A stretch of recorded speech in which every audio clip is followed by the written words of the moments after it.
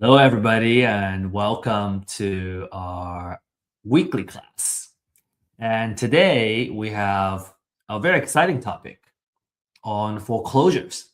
As you know, it doesn't really matter um, where we are in the world. It seems to me that wherever I travel, when I talk about foreclosure, everybody understands that foreclosure is the place where you can get the good deals, good real estate deals. It doesn't matter if you're in America, South America, Europe, Asia.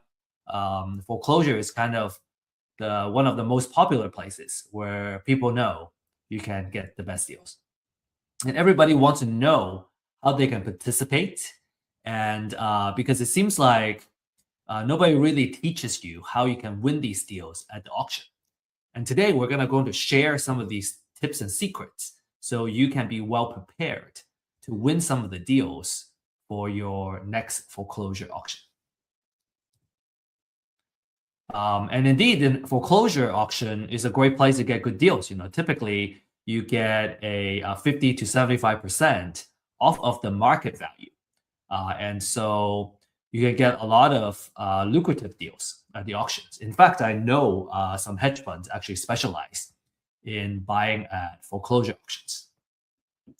And when you're buying at 50 to 75% of market value, you are already in the money, right? It's what we call you're in the money when you buy the property. So you stand to make a good profit.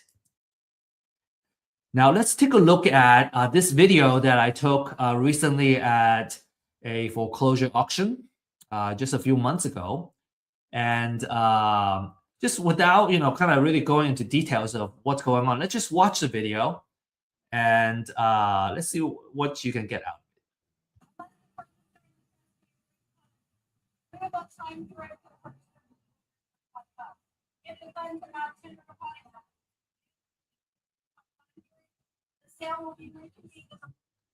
Okay, so that's basically it. I'm gonna cut it out. We're gonna go back to the beginning of the video here. Now, on the surface level, right? This is what's going on. Number one, it's quite loud and it's hard to hear the person that's talking, this lady.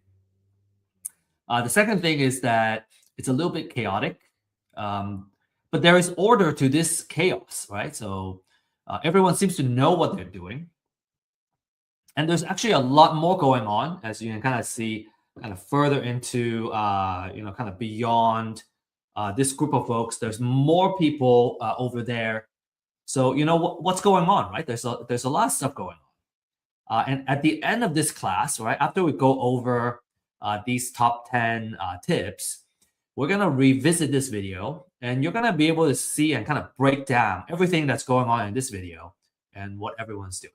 All right, so sounds like a good deal. And then another kind of natural question is, within, being a part of this foreclosure auction, how do I win these deals? And what are some of the risks and how can I minimize the risk, right? So we want to be very cognizant of the risk that we'll be getting into if we participate in these auctions. And our promise to you is that at the end of this webinar, you'll understand how you can win deals while minimizing your risk, right? There are things you can do to minimize the risk. And this class is for new investors that are looking for knowledge to get started, right? Start buying properties. Or if you're an experienced investor and you're not familiar with foreclosure auctions, this would be a good place too. A lot of what I find is that a lot of investors, even if you have acquired a whole portfolio of properties, maybe they don't even need to participate in the auction to acquire these deals. There are different venues and channels where you can source great deals. If you want to add the foreclosure as one of the channels where you can source deals, this is certainly one place where you can gain that knowledge. From an exit strategy standpoint, all right, it's good for wholesale, fix and flip, or buy and hold at a big discount. And I have found that, when I have the habit of turning off notification, it really helps me focus, and that's how I can get the most out of an important class like this. And also, feel free to use the chat to introduce yourself, share your contact information, and where you live and all that. Who knows? Maybe you'll be able to connect with somebody who is also participating in this class that are in the same area, and make an effort to connect and set up a meeting after the class. This is important because over the years, we have found that people who network in the same class tend to end up kind of pulling the resources together and partner up together. Either partner up on a deal together or helping each other in their businesses. So make sure you really take advantage of everything that this class has to offer, all the tools that are in front of you. Be present and make the most out of it. Make quality connections. And disclaimer: this class is for education purposes only, and we don't offer investment, financial, or legal advice. Just some quick words about myself as a speaker, and I'm an executive partner of Real Estate IQ. And over the years of building the company, I have acquired, kind of picked up a lot of skill sets, such as marketing and using data to come up with intelligence augmentation, and so on and so forth. So if any of these kind of topics is interesting to you, I'm very passionate about talking about some of these. And my background is in science and engineering, so a very technical background.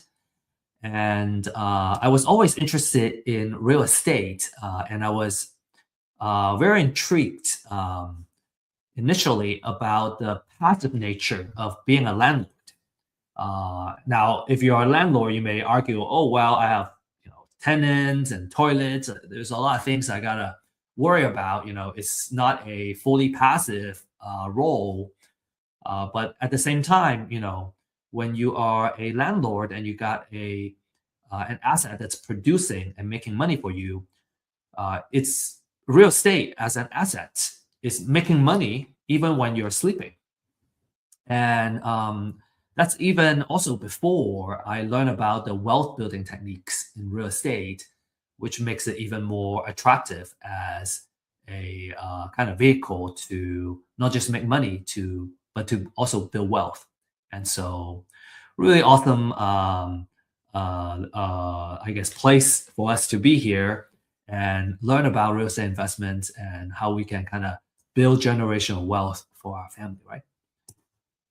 Now, the struggle I have found is that, number one, it was hard to get the knowledge we need in real estate investments. It's kind of, hard to find, right? The schools, they don't teach you. And then it's also hard to find the good information and data for us to do the outreach and find the deals. And then third is that it was difficult to connect with the right mentors and entrepreneurs to help us grow our business.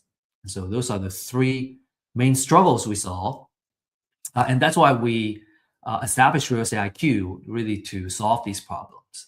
One is to offer webinars and classes to offer the knowledge. We really believe that education is the ultimate equalizer, and that's what empowers us to kind of rise up to the level that we aspire to be in. And we also offer distressed seller data to help you find and win the deals. And finally, we offer mentorship and a deal makers community, right? Basically a support system that you need in order to succeed. I find it very difficult myself to do deals by myself. Just when I was starting out, it's very hard to know everything that we need to know to kind of participate in a deal and expect to do very well. I find it much more comfortable to work with someone who already has the experience, and then we are kind of either sharing resources or I bring something to the table, and we kind of achieve that success together. I find it a lot easier. Now, without further ado, we're gonna go straight into now the content that we have prepared for you. So we're gonna kind of really get started and talk about these 10 deal winning tips. Okay. So first of all, there are two types of foreclosures. You may have heard about the bank foreclosure. Bank foreclosure is when the owner owes the bank money, not able to afford a mortgage, for example. And then the other one is the tax foreclosure, in which case the owner owes the government taxes, and the government has the right after an amount of time to then put the house in a tax foreclosure. And there's some nuances. We're going to go into that a little bit. Now, each county is a little bit different when it comes to where the foreclosure takes place. So, where and when the foreclosure takes place. So, make sure you do your research. In Texas, for example, foreclosure auctions take place on the first Tuesday of every month, and we call it Super Tuesday or the Tuesday auction. If you're in Florida, it's auctioned on a weekly basis, as another example. So make sure you do your research on your local county. And let's talk about the bank foreclosures, right? Bank foreclosures happen when an owner stops paying their mortgage. And the lender, in most cases, it's the bank, right? Or it's a note servicer or note holder can reinforce the lien on the house to recover the loan balance. And the implication for investors is that you usually get clean title, except for unpaid property taxes or municipal liens, and there's little or no redemption period for the owner. Okay, obviously it varies by state, so you want to research kind of the redemption rules of your state. But in general, little to no redemption period.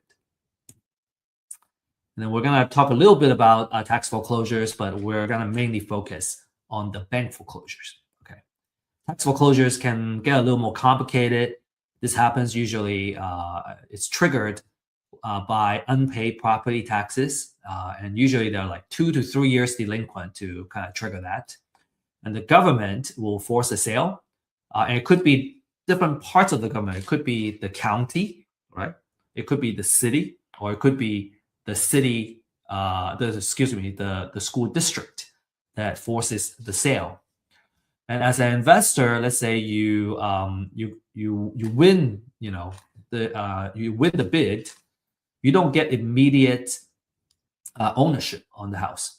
The original owner can reclaim the property, what we call within that redemption period, and that redemption period, again, also varies by state. So you want to, depending on what state you are participating in this, you want to do your thorough research. But within that redemption period, the owner can reclaim it by paying the purchase price and taxes and the penalty. So if you own that lien on this tax foreclosure, you make a little bit of return if the owner decides to reclaim the property. So you still make some money.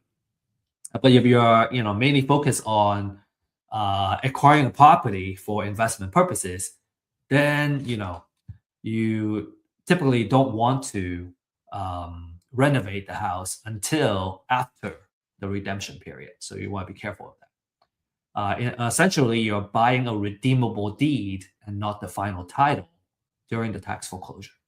So pay a lot of attention to the redemption period when you participate in the tax foreclosures. And we prepared a side-by-side comparison between bank foreclosures and tax foreclosures. And you can take a look at, maybe take a screenshot of this slide. Now, for the purpose of this class, we're going to focus more on the bank foreclosures because the title side is a little bit easier, and most folks are more familiar with bank foreclosures and are more interested in bank foreclosures. Tax foreclosure is more or less a specialty within the real estate investment world. And if you're interested in tax foreclosures, it can be very lucrative as well. In fact, I I know some folks have done very well with tax foreclosures. And if you're really interested in that, I suggest that you seek out the right classes and education to really go deep in that before you really start participating in these tax foreclosures. Right? Really know what you're getting into, understand all that, understand the risk and the process and the know-how, right, before you jump into it. Anyway, bank foreclosure is what we're going to focus on here. Now, the second tip is that in order to bid, you need to first register as a bidder. Okay, so you don't just show up and then you go, oh, I'm gonna bid on the house on the property on the house. You need to register first. Okay, in order to bid. Some of you may know of auction.com or some other auction websites. Okay, so in order to some of the houses either they are go into the auction at physically or kind of in person at the county area, county courthouse, or they are being auctioned off online as well. So auction.com, for example, or you maybe Xome, XOME.com is another example. For auction.com, in order to register as a bidder, you would need to transfer $1,000 first. And that $1,000 is refundable, but you need to kind of show that you got to put some money in the game in order to participate in the bidding. Okay, next, let's talk about the foreclosure process, right? And here we're going to focus more on, like I said, on the bank foreclosure process. So for the bank foreclosure process, the borrower becomes delinquent in terms of their mortgage payments. And usually, more than 4 months of mortgage payments, this will kind of trigger the foreclosure process. The lender would order a trustee to send the letter of demand. And when that happens, the borrower has at least 30 days to pay off the delinquent payment.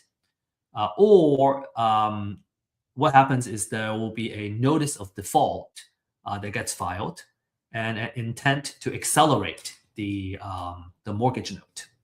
And then it takes about 20 days for that to happen. And after the cure period expires, right, when the borrower kind of misses that cure period, then the lender gets to file a notice of sale. And we're going to take a look at an example of the notice of sale in a little bit. And that happens at least 21 days before the next auction. So, as an example, so let's say our upcoming auction is on the 2nd of the month, for example, and today is the 15th. Again, I'm making an example, and that's less than 21 days away. So it's not going to go into the auction in the upcoming auction, but it's gonna go into the next month's auction. So that's what the at least 21 days is. If the upcoming auction date is less than 21 days, then it's not gonna go into this upcoming auction, but the one next coming up next. And the property will get auctioned typically at a courthouse step. Again, every county is different. Some counties have it in a conference center. They have a lot of properties going to auction. Some counties, are in a courthouse, in front of the courthouse. And a lot of times it's kind of outdoors too. So like the video that I shared earlier is actually outdoors, which is why it was so loud. There was a lot of traffic, noises, and then people kind of talking over each other too. It's typically, between 10 and 4 p.m., 10 a.m. to 4 p.m. And so it's either gonna get sold to the highest bidder, or it gets reverted back to the foreclosing lender and becomes a real estate owned property, REO. Now, so why the either or, right? So typically, a lender has a minimum amount that they would specify. So if the bids are, so let's say the minimum amount is 100,000. If all the bids are under that $100,000, then the property is gonna revert and go back to the lender. But if the bids go above that minimum, in this case, 100,000, let's say the bid went up to 120,000 to that of the highest bidder, then the house is going to go to the bidder that bids 120,000 because it's already above that minimum amount specified by the lender. Okay, and if you have questions, if I didn't explain a particular concept very clearly, feel free to post your questions on the chat and we can discuss more after, and we can discuss your questions. Okay, number 4. We got to know how to find properties going into the auction. This is public data, public information, but it's not easy to find, right? It's the information is not easy to find. So we're gonna share with you how you can find this information. Okay, so what you want to do is to Google, and you can either Google, the name of your county, notice of sale, or the name of your county, foreclosures. And usually it will pull up the right link. Some counties may be a little bit harder to find, but if you just dig in a little bit further, you should be able to find the right website and find kind of figure out where you can find these foreclosure notices. You can also find it at the courthouse. It gets posted in front of the courthouse as well, and it will be kind of on paper. You have to flip through all of them and maybe take pictures of them. If you can find them online, well, they're going to be digitized and it's going to be a lot easier to locate the information that you need. So a notice of sale looks like this. This is an example of a notice of trustee sale. You get the foreclosure date here. What time, right? This one says it's between 10 and 4 o'clock. Beginning not earlier than 1 p.m. and not later than 3 hours later. So actually it's between 1 and 4 p.m. Right? So if you want this particular house, you want to show up between 1 and 4 o'clock. You don't have to be there for 6 hours. That's good. That's good news. And then you have about 3 hours there, and you got to figure out who the trustee is and all that stuff from here. And then you get the property address, the legal description, and everything. So a lot of information are on this notice of sale.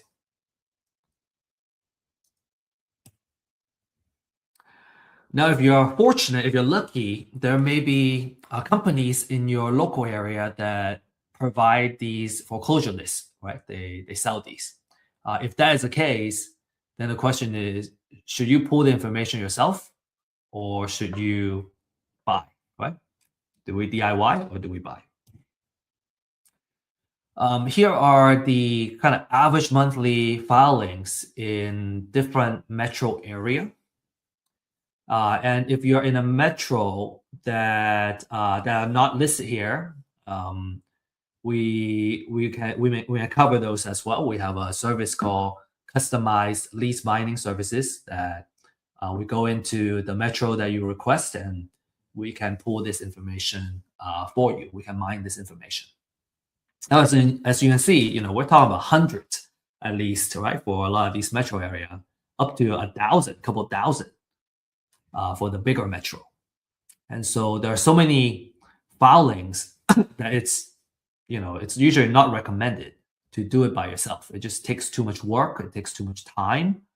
As an entrepreneur, I would say if I spend a lot of my time mining the information, then it's taking my time away from doing the actual due diligence and kind of figuring out what the right amount it is that I need to bid on the property, which is a better kind of use of my time.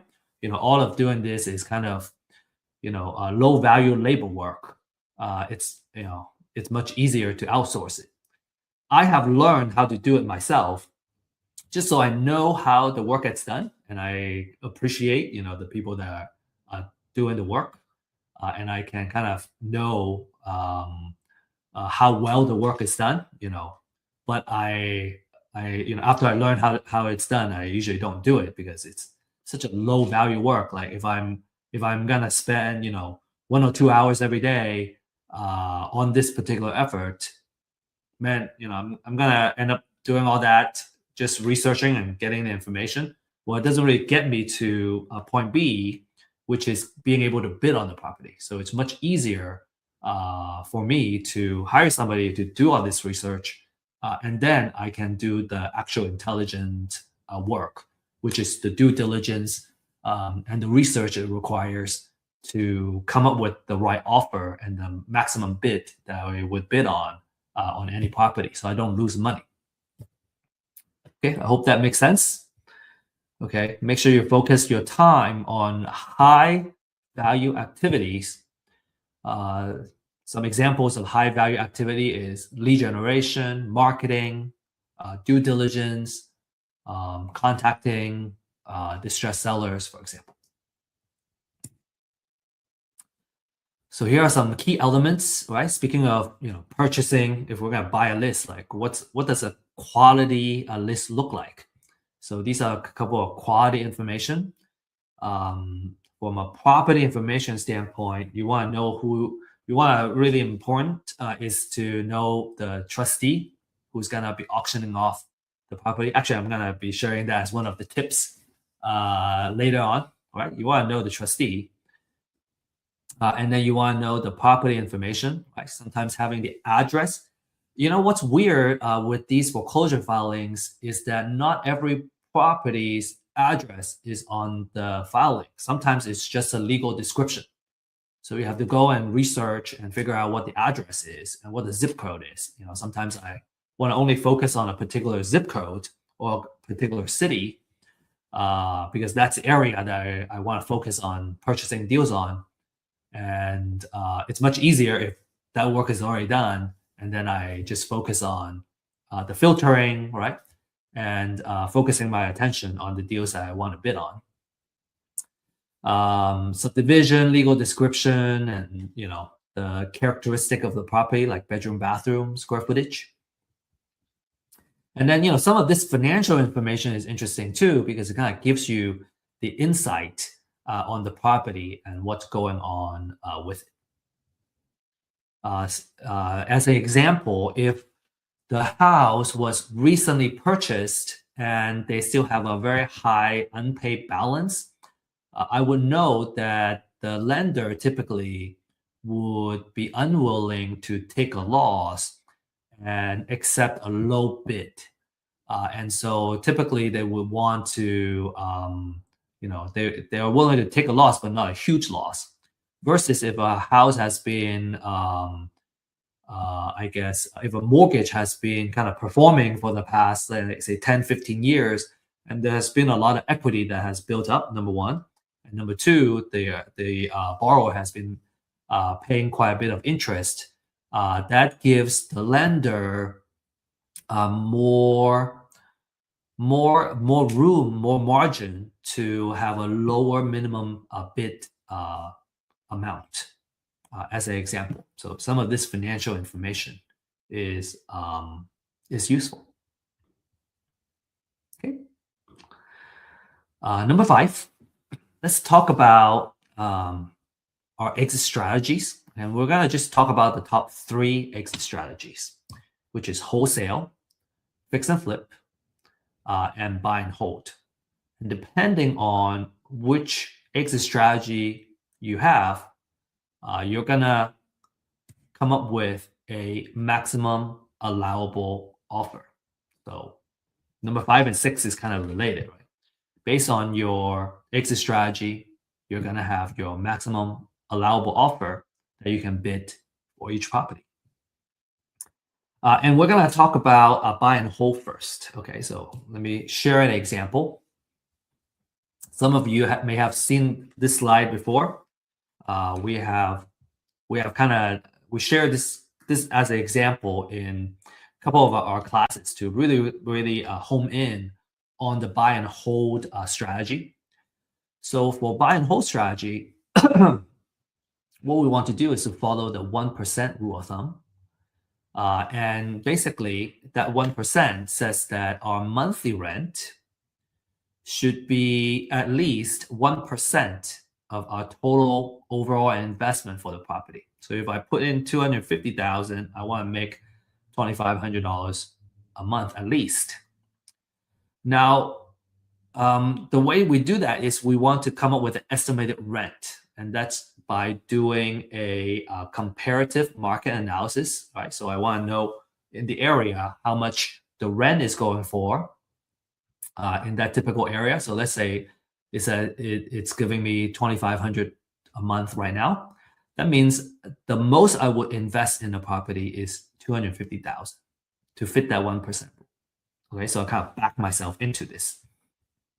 And in this example, if the repair budget, right, how much it costs to kind of fix up the house is $20,000, then the most I would offer is $230,000 because I got buy it for $230,000.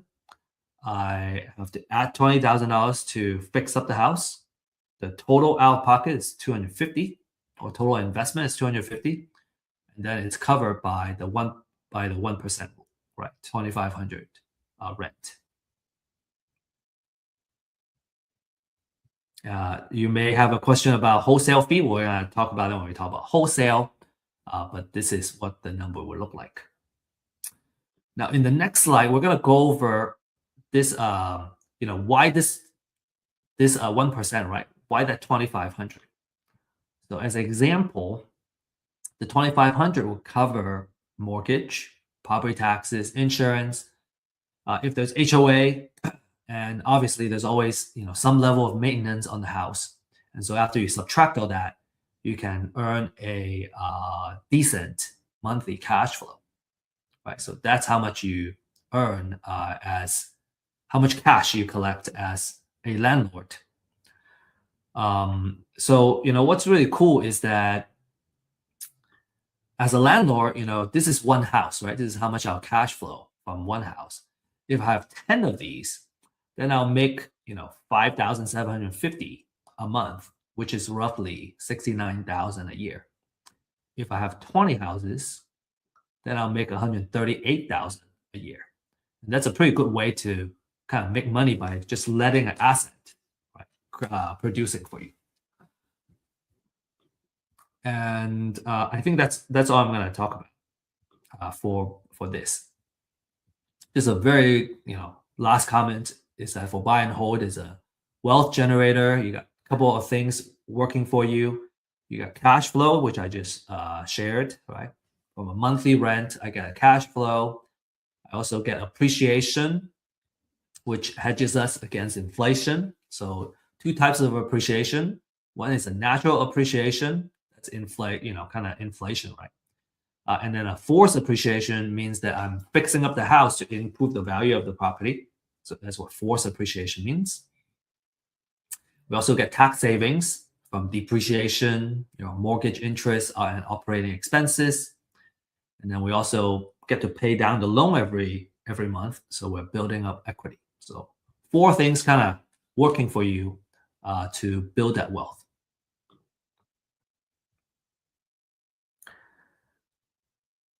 Next, let's talk about fix and flip, right? That's a 70% rule of thumb. And let's talk about how to apply it to fix and flip deals. So in this example, let's say the after repair value is 500,000. So what that is I gotta run a comparative market analysis, right? Which is figuring out how much the houses around me are selling for in their kind of pristine condition. And let's say in this case, all these houses are telling me that you can sell it for 500,000. Then we do the 70% rule, multiply this by 70%, then we get 350,000. And then if we subtract the repair budget, then we get our distress offer. So again, to kind of go back from the bottom up is that we buy at 280,000, we put $70,000 in it, so the total amount invested is 350,000. Then that's the 70% of what the after repair value is. And for completeness, we're gonna also kind of explain what the 30% is. You may have seen some of these slides in some of our classes. We like really kind of discussing these models, and sometimes repetition is great because it takes several times to really kind of understand the model. And so, so again, if you have seen these slides, you feel free to skip it if you would like, or just kind of keep listening to it, and because maybe just hearing it several times is gonna, I guess, improve the understanding of these different kind of models and how we come up with this offer. Because the maximum allowable offer as a concept is one of the most important things in real estate investment. It makes sure that you don't lose money, right? By understanding how the money work, how the numbers work. Okay, so let's talk about, okay, if it's a 70% rule, what happened to the other 30%? All right, so we're going to talk about that 30%, okay? And which part is actually our profit. So as an example, 30% of that 500,000 is $150,000. Now there are closing costs. When we're fixing up the house, we have holding cost and maintenance, right? There is utility fees, right? Utility bills. You have maybe there's a HOA. You gotta pay HOA. You gotta pay taxes. So all kinds of money that you gotta pay to hold the property. And then closing costs includes agent commission and title insurance. Another holding cost is home insurance while you're holding the property. And then you have financial costs, right? So usually when you're buying a property for fix and flip, you are leveraging. You use some kind of hard money or private money leverage. And because of that, it's a short-term loan that has a relatively higher interest that allows you to get financing without the stringent requirements from the bank. So you can leverage someone else's money to make money. And a lot of folks are very glad to kind of pay for this additional financial cost because you get to kind of leverage someone else's money to make this profit. And if you run the math, you see that a certain amount of leverage actually makes sense for those that kind of embrace debt and embrace good debt to produce profits. So without diving too much into it, let's say you get financing from a hard money lender or private money lender to do the fix. Well, you have to pay the interest and on the money that you borrow, and also the fees that you incur. And so let's say you subtract all that. Well, you still make a good, $90,000, which is a very handsome profit. And that's a fantastic return for just one project, right? So imagine doing 2 projects or 4 projects a year. Fix and flip as a business can be very lucrative. And last but not least, I want to talk about the wholesale model. And what you do is you're buying the house at a low enough price to sell it to other investors. So you either sell it to a buy and hold investor, or you sell it to a fix and flip investor.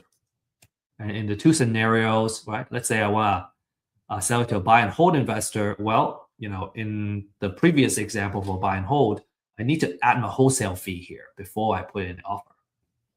So typically, we say about $10,000 on average of wholesale fees is a good number to make. So let's say I want to make $10,000, then I put it in here, and instead of offering $230,000, I offer $220,000.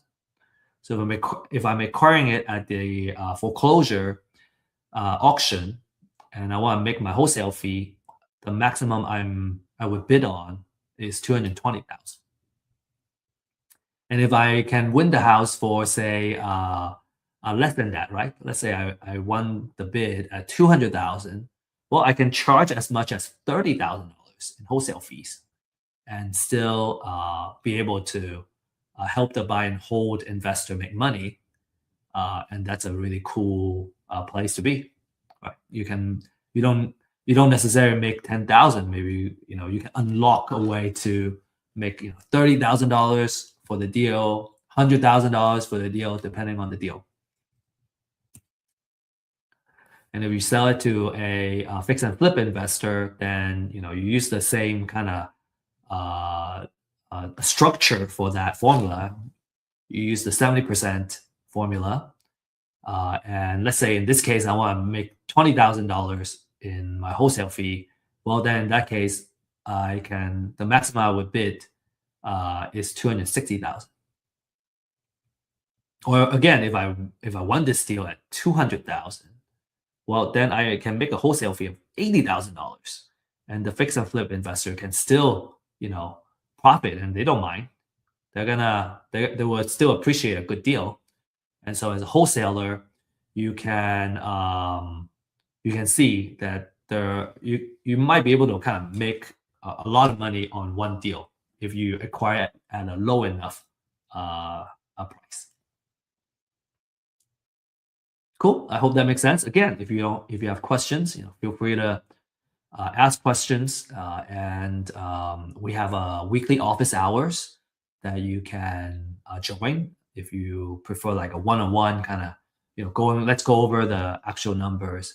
Now, another thing I want to kind of share with you is that these numbers are kind of idealized numbers, right?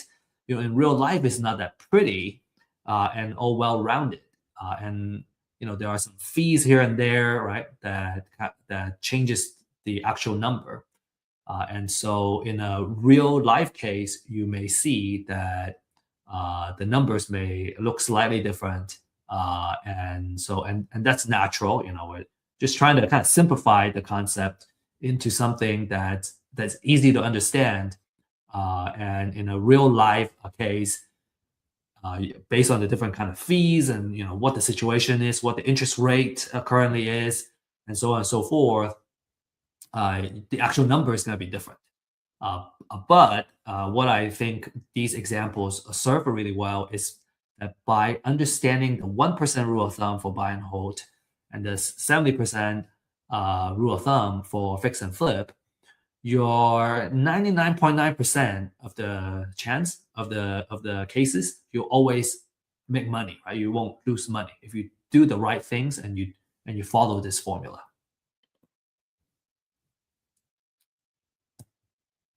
All right.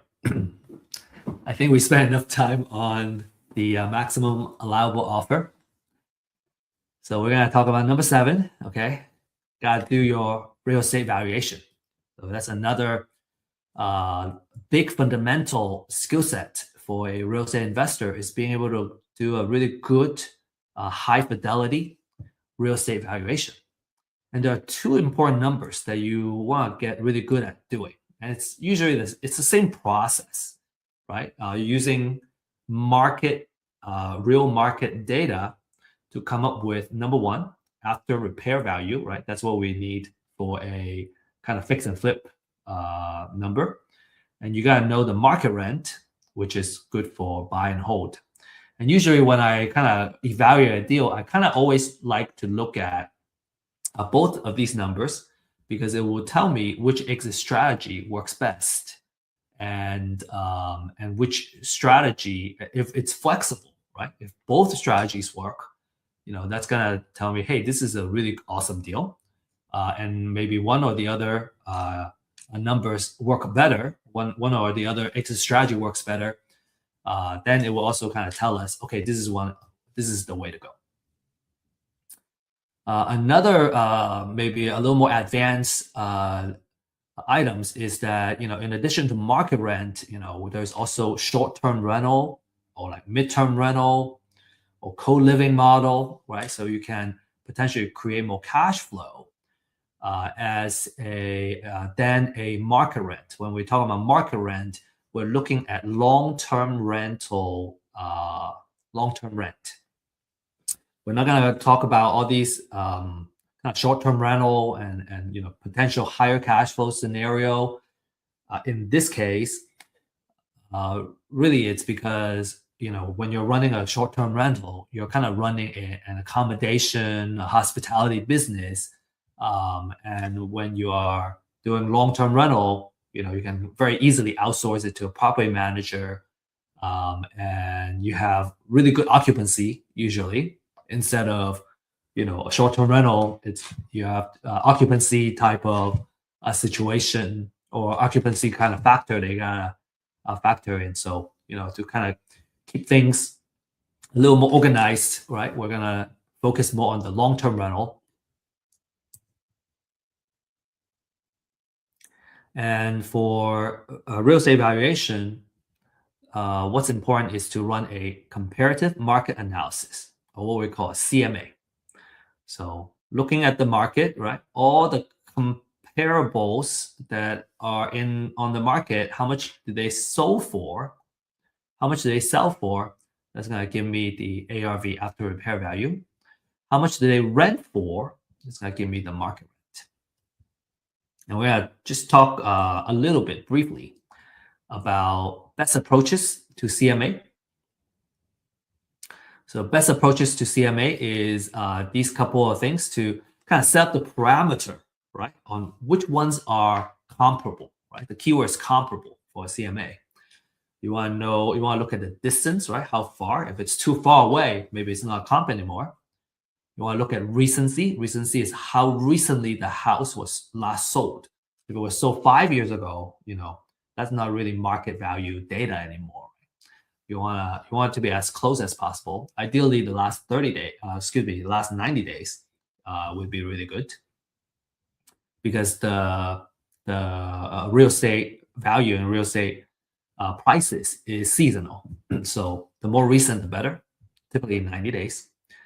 You want to look at square footage, right? A small house, a cottage, and a big mansion. Completely different type of valuation. A year built, right? Obviously a new house, and a house that was built in 1920s, completely different material, age and all that stuff. So you want to be kind of similar. And then ideally you want the houses to be in the same subdivision, because they tend to be built by the same or similar builders, and they're true comparables. So some rule of thumb, and these are just kind of guidance. We put 1 mile for distance. Ideally, it's actually a quarter mile if possible. Recency, at most 360 days, but ideally 90 days. Square footage is plus and minus 20% of the house that we're trying to evaluate. So if the house is, say, 2,000 square feet, then you're gonna go. You want to pick out the comparables that are 1,600, between 1,600 and 2,400, which is within that plus minus 20% of 2,000. And then year built, as an example, let's say it was built in year 2000. You go from 1990 to 2010, and then you try to choose the same subdivision if possible. Then you're going to choose the best 3 to 4 comparables as the basis to come up with your valuation for the ARV, after repair value, and also for the market rent. So so I guess, maybe just to elaborate a little bit more, for after repair value, I'm looking for sold prices for the houses that have been sold in the area. For market rent, I'm looking for leased prices for the houses that have been leased in the area. Okay, let's move on. Number 8, you gotta know how to minimize your risk. 3 key questions that you need to answer. Okay, number 1, is the house is still there? If there are times where the house goes into a bank foreclosure, tax foreclosure, but actually there's no house there anymore. It's just a plot of land. And if you're bidding on the property as if the house was still there, and you're bidding, you put down a big bid on the house, and there's no house, then you're going to stand to make a big loss. Okay. The way to mitigate that risk is to hire someone to take photos for you. The market price that I know of is that it's about $25 per property. You can hire someone to take a photo. So based on the photo, you can see the condition, or if the photo has no house, you know that there's no house there. The second one, what other liens are also on the house? Okay, so some key questions like, is the auction is it auctioning off the primary lien, or is it auctioning a secondary lien, right?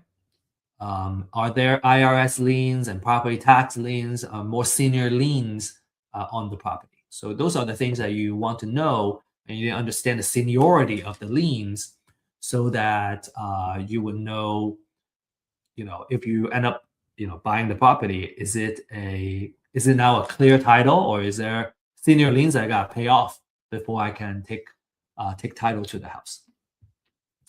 As we mentioned, municipal liens, right? Tax liens, they are more senior than the bank foreclosure liens. So you want to make sure you do those properly. And the answer to that is called a title research. So the market is kind of going for, I think a title company would charge around $200 on the title research. We offer that title research service for $40 to $75. The reason is that we are really focusing on doing research for the purpose of bidding on foreclosures, and we're not going as steep in terms of going 30-year research on a property per se, because it's not needed for the purpose of foreclosure auctions. So we are pricing it at between 40 to 75 per research. And then number 3, how much does it cost to fix the house? So if you have the photos, you can at least kind of see the exterior of what's needed to be done on the house. And this is something that you have to take a risk on, because you can't walk the house and come up with a rehab budget. And so you have to kind of really do some rough estimation on how much it would cost to fix up the house, because remember, the rehab budget is part of your formula for your maximum allowable offer. Okay, so those are the 3 main questions you really got to answer before you bid on the house. Okay, all right, number 9. We got to know which trustee will be auctioning the property. Because if you really want to participate in the auction of a property, you're going to need to know who the trustee is. Where are they? When they show up, you got to know where they are, because sometimes they just kind of show up, they start auctioning, and maybe there are some auctioneers that are very loud and kind of really try to get as many people to participate as possible. But some trustees, different style, they're just reading off of the disclaimers or whatnot. And you really need to know where they are, and when they show up, you better be there, so you don't miss the chance of bidding on the property. Okay, so that's very important. You want to know what time frame they're gonna get bidded. The property is gonna be auctioning, and who the trustee is, and kind of when they show up, you gotta be there. And number 10,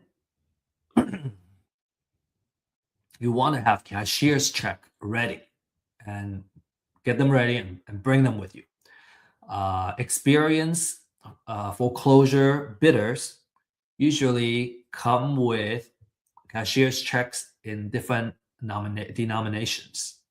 Okay, they have 50K, 30K, 20K, 10K. I think at least 10K, right? Let's say you have a lot. You still want to have, at most a 10K denomination.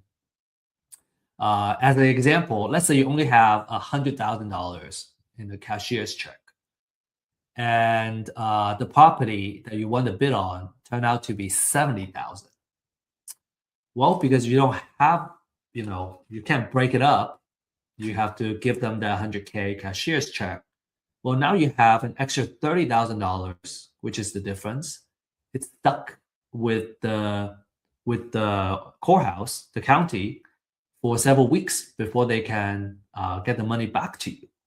So what that means is now you have $30,000 that have been sitting around not producing for you. So usually for the experienced folks, they have these denominations. So let's say it's 70,000. Well, I got the 20K, I got the 50K, and then now I'm good. I can use the rest to bid on another property if I want. Right? So that's very important. They don't make change at the auction. So some bonus information, I want to give you this, and then we will look at the video. Okay, so the bonus, I want to kind of share the what happens during the auction or like after the auction. So after the auction, after the foreclosure, the borrower may still owe money after the foreclosure. If the total debt owed exceeds the foreclosure price, the lender may seek a deficiency judgment and go after the borrower. Okay, so borrower may, in this case, they either owe money or they have to declare bankruptcy, right, in order to kind of deal with that. A bank foreclosure wipes out secondary liens, right, second mortgages or junior liens with proper notice, but it doesn't eliminate debt. So these lenders can still go after the borrower. And then federal, state, and local tax liens will survive. And so you need to pay them when you win the bid. So make sure you do the title searches properly. All right, so now let's play this video again. I got this video back, and then we're gonna really talk about a little bit more nuance of what's going on. Okay, so it's just a 10-second video, I think.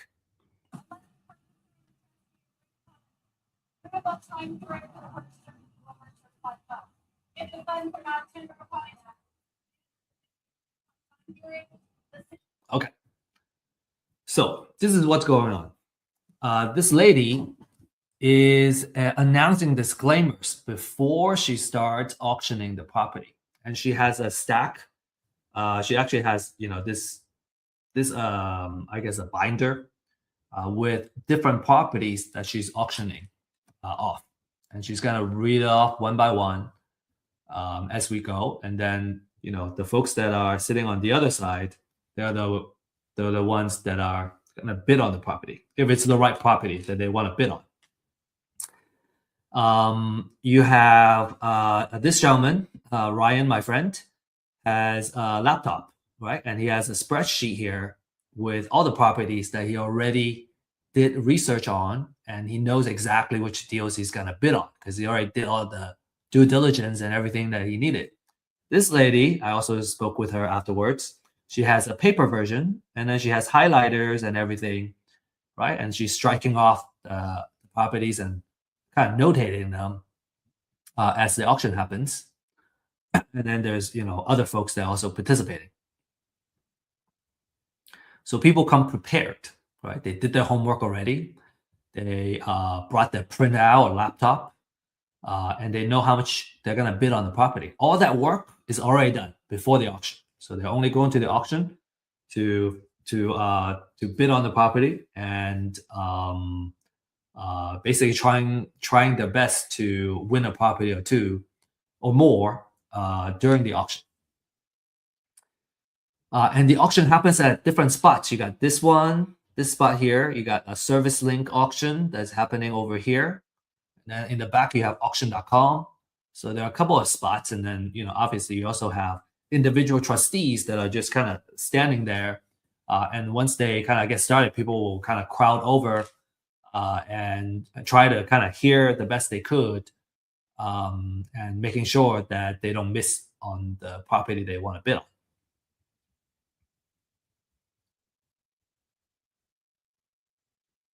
Okay. So yeah, so many auctions can happen at the same time too. So you can have three properties being auctioned off at the same time by three different trustees. So it can be pretty chaotic. And if you really want to go and like you want to cover your bases, you want to have several folks that are on your team, on the same team, going in there and bidding on these properties. Okay, cool. So again, if you got questions, find us at our office hours. Find me at our office hours, and we'd love to answer your questions. All right. To recap, we have gone through the foreclosure process. We talked about the different type of foreclosure, and then we talked about how you can find and evaluate deals and all the due diligence that you need to do to minimize your risk, and then all the different things that you need to do in order to participate effectively in a foreclosure auction. So next, you may be wondering how you can get started. So let me just kind of share with you some success cases of our clients, our users. Right, first case, we have a client making $46,500 profit on a deal in Carrollton. Actually, is kind enough to share the address of the property as well. And all these are kind of title company escrow printouts that he's able to share. So the second deal, 85,000.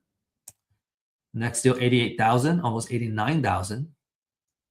So there's a lot of profit if you know how to win properties and win deals. There's you can make a great living, and you can also build wealth in the process.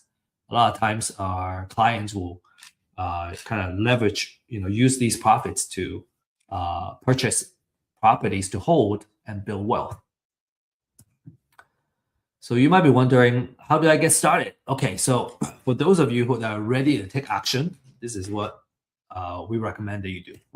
Number one is you get a foreclosure list. The more research that's been done, the better. So you can, get firsthand data, exclusive research, and everything that you need to know about the houses that are going into foreclosure. For a limited time, there is a disruptive pricing that I'm sharing here. This price is not going to last a very long time. So, there's a QR code here that you can scan and take advantage of it. And then number two, I highly recommend finding a mentor coach, having that one-on-one attention to walk through how to do these deals. I personally find it extremely useful. I don't even know how to do it another way. It seems to me that when it comes to kind of these high value, high ticket deals, just having someone to walk you through it, someone that you trust, obviously, to kind of walk you through the first couple of deals until you learn the rope. I think I would even argue that it's necessary, like, having someone that kind of hold your hands and kind of show you the way. So we have a deal accelerator program that if you choose to participate, that's what we designed the program to do, is to give you that one-on-one hand holding and training and mentorship to get the deals done, get a couple of deals under your belt, and then you become a deal partner where we do deals together. This program is more appropriate for those that have already been through a training and coaching program and need more one-on-one attention in order to make a deal happen. So just kind of keep that in mind. And then step number three, do your due diligence. Right, you gotta get photos, right? Do the comms, and learn how to do a rehab budget, and then also title research. And as I mentioned, we offer title research services to help you economically, do the searches on any property that you choose to, and at a much more affordable price than a title company, for example. And then finally, when you're ready, go to the foreclosure auction and join the fund, and we may see you there. Okay, before we end, share a couple more success stories here. Jordan, being a client for Real Estate IQ for in a month, he closed 2 deals and made $60,000. And Salvador, first deal, 30,000.